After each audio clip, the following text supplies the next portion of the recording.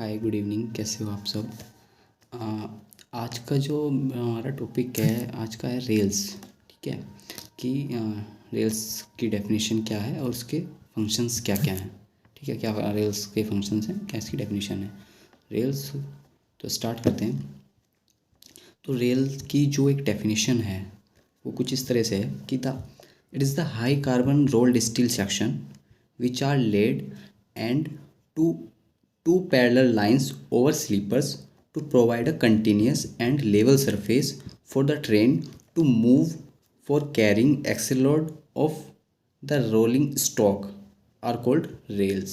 ठीक है, तो ये क्या है कि high carbon rolled steel section है एक, ठीक है, जो कि स्लीपर्स के ऊपर पैरेलल, एक दूसरे के पैरेलल लेट किया जाता है, मतलब एक बिछाया जाता है। ठीक है, किस चीज़ के लिए?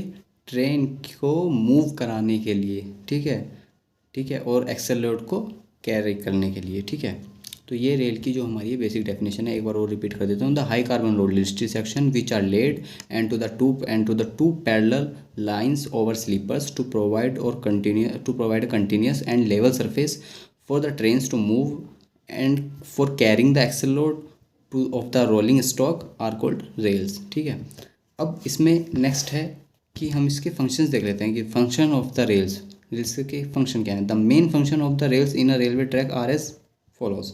ठीक है, तो फर्स्ट पॉइंट है इसमें, rails provide a continuous and level surface for the movement of train with minimum friction with steel wheels of the rolling stock।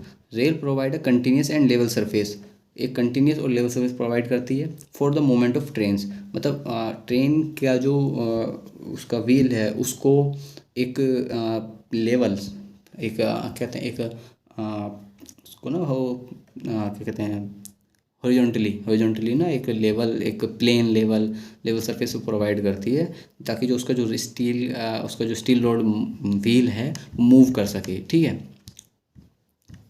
For the movement of the trains with minimum friction with steel wheels of the rolling stock. ठीक है, the first point है functions.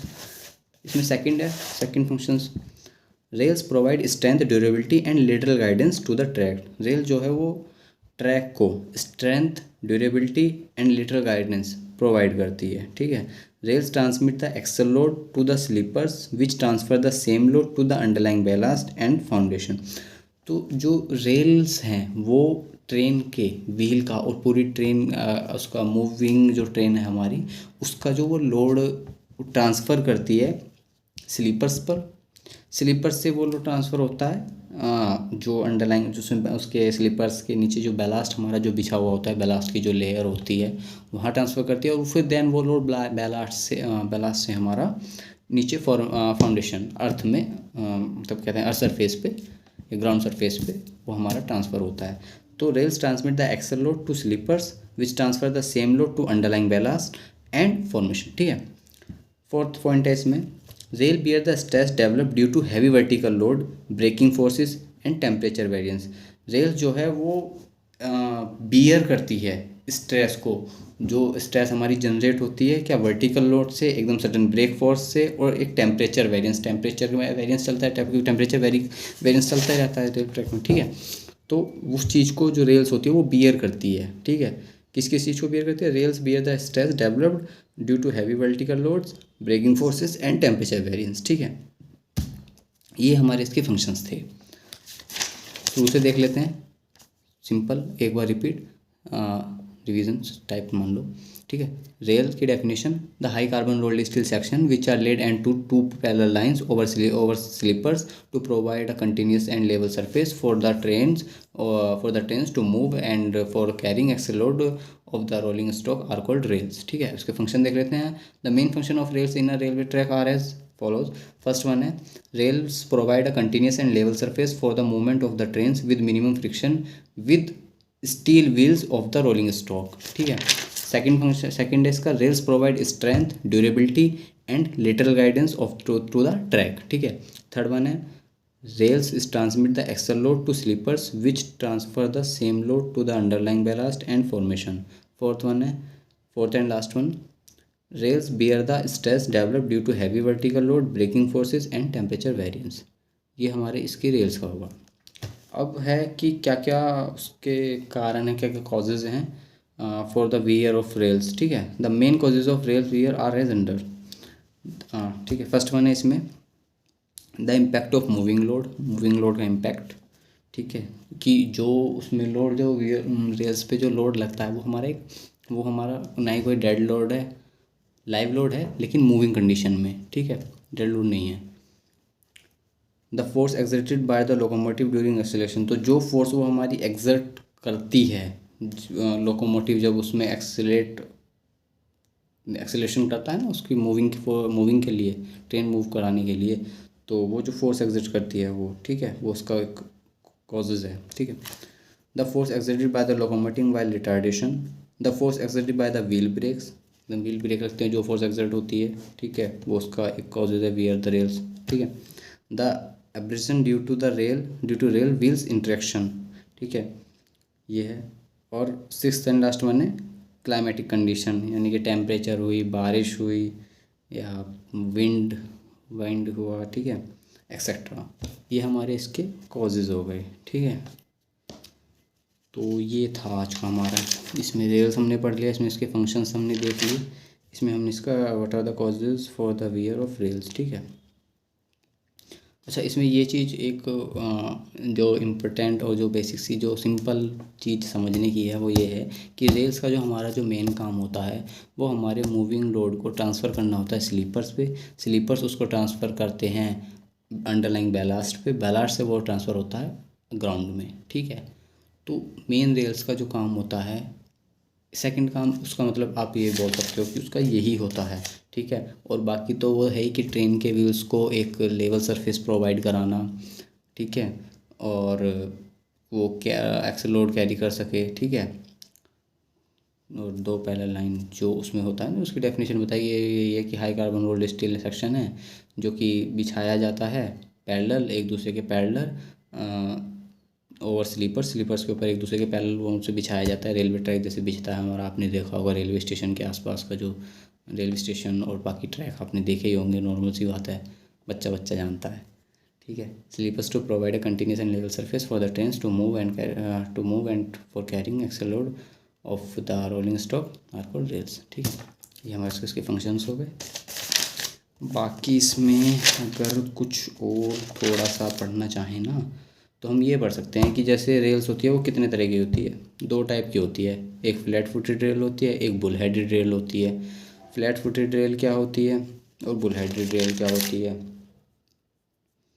इसके बारे में हम पढ़ लेते हैं। फ्लैट फुटेड रेल क्या होती है, these are the flat footed rail होती है, these are the more strong for the same cross sectional area and weight. ठीक है, बुल हेडेड रेल में क्या, अच्छा नहीं, पहले इसी को देख लेते हैं, फ्लैट फुटेड रेल को देख लेते हैं।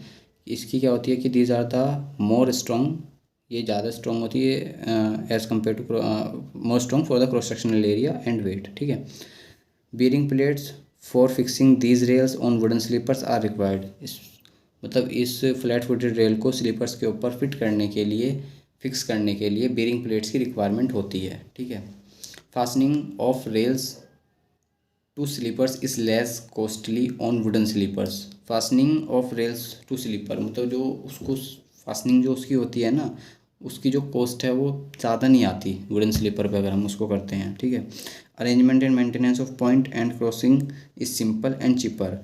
मतलब उसका अरेंज करना, अरेंज मतलब उसको जब बिछाते हैं तो उसका अरेंजमेंट हमारा इजी होता है, उसमें मेंटेनेंस इजी होता है, और क्रॉसिंग हमारी सिंपल होती है, सिंपल और चीप होती है। ठीक है, वहीं अब बुल हेडेड रेल्स अगर देखते हैं तो बुल हेडेड रेल क्या होता है, these are the less strong for the same cross sectional area and weight. ठीक है, फ्लैट फुटेड मोर होती है, ये लेस स्ट्रॉन्ग होती है। ठीक है, bearing plate for fixing these rails on wooden sleepers are not required. इसमें रिक्वायर्ड होती हैं बेयरिंग प्लेट्स, इसमें हमारी रिक्वायर्ड नहीं होती हैं बुल हेडेड रेल में। बुल हेडेड रेल में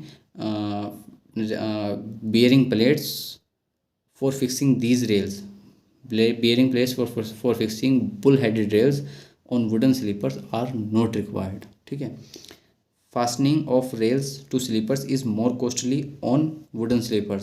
ठीक है, बुल हेडेड रेल की जो फास्टनिंग होती है वो हमारी ज़्यादा कॉस्टली होती है वुडन स्लीपर में।